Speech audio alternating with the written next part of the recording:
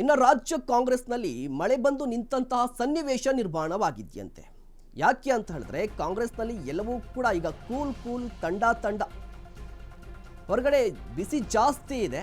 But ಕಾಂಗ್ರೆಸ್ನಲ್ಲಿ ಎಲ್ಲವೂ ಕೂಡ ಶಾಂತಮಯ ಕೂಲ್ ಆಗಿದೆಯಂತೆ. ಡಿ.ಕೆ. ಶಿವಕುಮಾರ್ ವಿರುದ್ಧ ಸಮರವನ್ನ ಸಾರಿದ್ದಂಥ ದಲಿತ ಸಚಿವರು ಸೈಲೆಂಟ್ ಆಗಿದ್ದಾರೆ.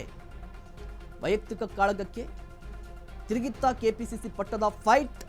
ರಾಜಣ್ಣ ಡಿಸಿಎಂ ಡಿಕೆಶಿ ನಡುವೆ ವೈಯಕ್ತಿಕ ಕಾಳಗ ಸಾಧ್ಯತೆ ಇದೆ.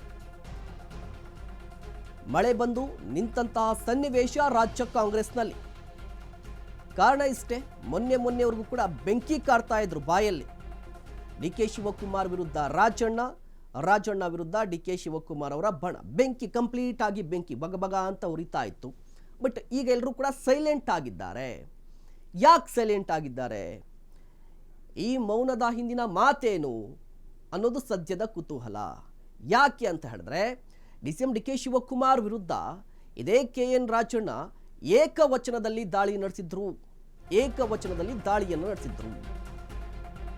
ಯಾವ ರೇಂಜ್ಗೆ ಅಂತ ಹೇಳಿದ್ರೆ ಕಿರೀಟ ಇದೆಯಾ ಅವನಿಗೆ ಅನ್ನುವ ಮಾತನ್ನಾಡಿದ್ರು.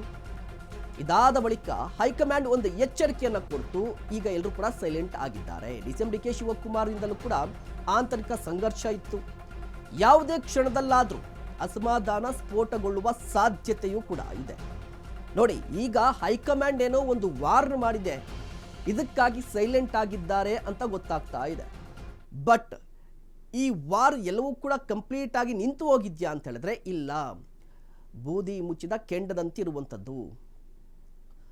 ಯಾರಾದರೂ ಒಂಚೂರು ಯಾಮಾರಿದ್ರು ಕೂಡ ಅಥವಾ ಮಾತನಾಡಿದ್ರು ಕೂಡ ಮತ್ತೆ ಶುರುವಾಗುತ್ತೆ. ಒಂದು ಕಡೆ ಕೆ.ಎನ್. ರಾಜಣ್ಣ ಡಿಸಿಎಂ ಡಿ.ಕೆ. ಶಿವಕುಮಾರ್ ನಡುವಿನ ಈ ಟಾಕ್ ವಾರ್ ಏನಿತ್ತಲ್ವಾ, ಅದು ತುಂಬ ವೈಯಕ್ತಿಕವಾಗಿತ್ತು. ತೀರಾ ವೈಯಕ್ತಿಕವಾಗಿ ಏಕವಚನದಲ್ಲಿ ಕೂಡ ದಾಳಿ ನಡೆಸಿದ್ರು. ಇನ್ನು ಬಿಜೆಪಿಯ ಕಥೆಯಾದರೆ ಅಣ್ಣಾಮಲೈ ಇತ್ತ BS ಯಡಿಯೂರಪ್ಪನವರ ಪುತ್ರ ವಿಜಯೇಂದ್ರ ತಲೆಬಿಸಿ ತಂದಿರುವಂಥದ್ದು. ಯಾವ ಕಾರಣಕ್ಕೆ ಅಂತ ಹೇಳಿದ್ರೆ ಬಿಜೆಪಿಗೆ ರಾಜ್ಯಾಧ್ಯಕ್ಷರ ವಿಚಾರ ಸಾಕಷ್ಟು ತಲೆನೋವು ಆಗ್ತಾ ಇದೆ. ಎರಡು ರಾಜ್ಯಗಳ ರಾಜ್ಯಾಧ್ಯಕ್ಷರ ವಿಚಾರವಾಗಿ ಹೈಕಮಾಂಡ್ಗೆ ಟೆನ್ಷನ್. ಅಣ್ಣಾಮಲೈ BYV ಇಬ್ಬರಿಗೂ ಕೂಡ ವಿರೋಧಿ ಅಲೆ ಇದೆ ರಾಜ್ಯಗಳಲ್ಲಿ. ರಾಜ್ಯಾಧ್ಯಕ್ಷ ಚುನಾವಣೆಗೆ ಹೈಕಮಾಂಡ್ ಹಿಂದೇಟನ್ನ ಆಗ್ತಾ ಇದೆ. ದಿಢೀರ್ ಅಂತ ಅಧ್ಯಕ್ಷರನ್ನ ಬದಲಿಸಿದ್ರೆ ಹೈಕಮಾಂಡ್ಗೆ ತಲೆನೋವು. ಹೊಸ ರಾಷ್ಟ್ರೀಯ ಅಧ್ಯಕ್ಷ ಆಯ್ಕೆ ಅವ್ರಿಗೂ ಕೂಡ ಇದೇ ಸ್ಥಿತಿಯನ್ನು ಮುಂದುವರಿಸಬೇಕು ಅಂತ ಗೊತ್ತಾಗಿದೆ. ಹಾಗಾದ್ರೆ ಸದ್ಯಕ್ಕೆ ತಮಿಳುನಾಡು ಕರ್ನಾಟಕ ಅಧ್ಯಕ್ಷರ ಆಯ್ಕೆ ಮುಂದೂಡಲಾಗ್ತಾ ಇರುತ್ತೆ ಅಂತ ನೋಡಿ. ಈಗ ಒಂದು ಕಡೆ ಅಣ್ಣಾಮಲೈ ತಮಿಳುನಾಡು ಬಿಜೆಪಿ ಘಟಕದ ಅಧ್ಯಕ್ಷರು, ಬಟ್ ಅವರ ವಿರುದ್ಧ ವಿರೋಧಿ ಅಲೆ ಇದೆ. ಸ್ಥಳೀಯವಾಗಿ ಒಂದಿಷ್ಟು ಬಿಜೆಪಿ ನಾಯಕರು ವಿರೋಧವನ್ನು ವ್ಯಕ್ತಪಡಿಸ್ತಾ ಇದ್ದಾರೆ.